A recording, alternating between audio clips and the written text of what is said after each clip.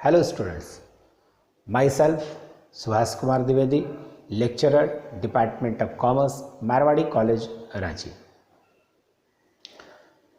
100 marks के accounts के paper में 80 मार्क्स रिटन एग्ज़ाम के होते हैं और 20 मार्क्स प्रोजेक्ट एंड वाइवा के होते हैं।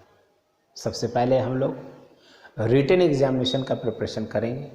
इसके लिए सबसे पहले मैं नॉट फॉर प्रॉफिट ऑर्गेनाइजेशन अपने फर्स्ट चैप्टर को लेता हूँ। एनपीओ को समझने के लिए हमें टाइप्स ऑफ ऑर्गेनाइजेशन के बारे में जानना होगा।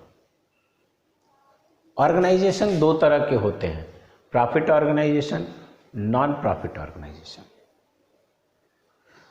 प्रॉफिट ऑर्गेनाइजेशन जहां प्रॉफिट ओरिएंटेड होते हैं, वहीं non profit organisation service oriented होते हैं। Means profit organisation profit motive होते हैं तो non profit organisation service motive होते हैं। फिनेंशियल स्टेटमेंट्स की बात करें तो 5 फिनेंशियल स्टेटमेंट्स मेंटेन करते हैं प्रॉफिट ऑर्गेनाइजेशन।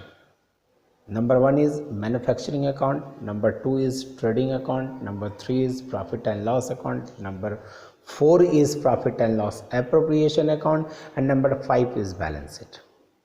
वहीं non profit organisation 3 financial statement को मेंटेन करते हैं, receipt and payment account, income and expenditure account and balance sheet. Profit organisation जहां नॉन फंड बेस्ड अकाउंटिंग पर वर्क करता है, वहीं पर non profit organisation fund based accounting पर वर्क करता है। अगर हम लोग एग्जाम्पल्स ऑफ एनपीओ की बात करें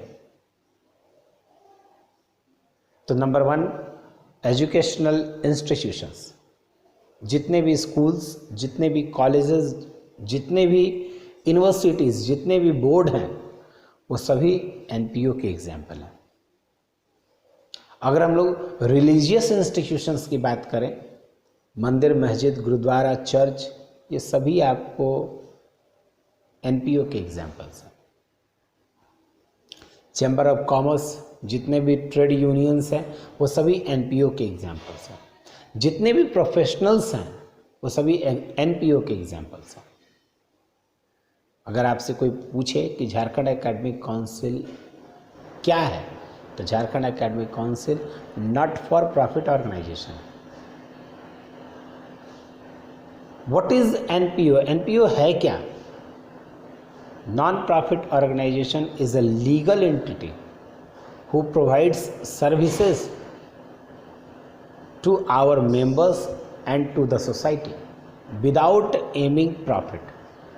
बिना लाभ की इच्छा के एनपीओ सेवाएं प्रदान करते हैं अपने सदस्यों को और समाज के लोगों को।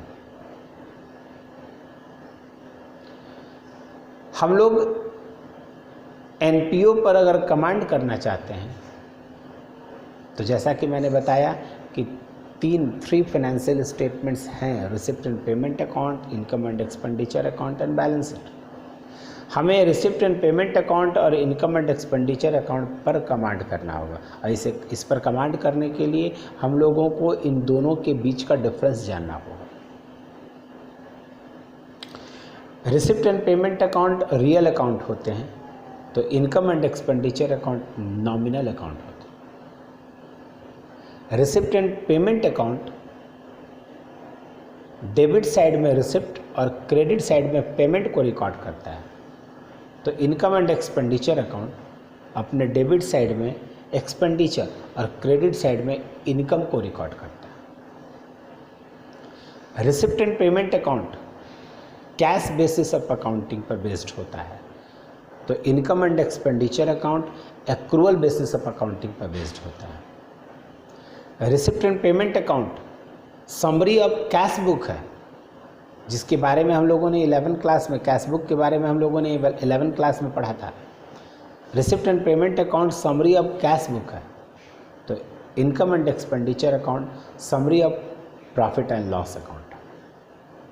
रिसिप्ट एंड पेमेंट अकाउंट में हम प्रीवियस ईयर, करंट ईयर और नेक्स्ट ईयर, कमिंग ईयर के सभी ईयर के ट्रांजैक्शंस को रिकॉर्ड करते हैं। तो इनकम एंड एक्सपेंडिचर अकाउंट में केवल और केवल करंट ईयर के ट्रांजैक्शंस रिकॉर्ड होते हैं।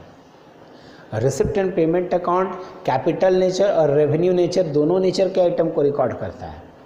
तो इनकम एंड एक्सपेंडिचर अकाउंट केवल और केवल रेवेन्यू नेचर के आइटम को रिकॉर्ड करता है। कैपिटल नेचर के आइटम को रिकॉर्ड करने के लिए ये बैलेंस शीट मेंटेन करता है। रिसिप्ट एंड पेमेंट अकाउंट और इनकम एंड एक्सपेंडिचर अकाउंट के इस डिफरेंस को जानना हमें बेहद ज़रूरी है, क्योंकि यही डिफरेंस इनके फीचर्स हैं, इनकी विशेषताएं हैं।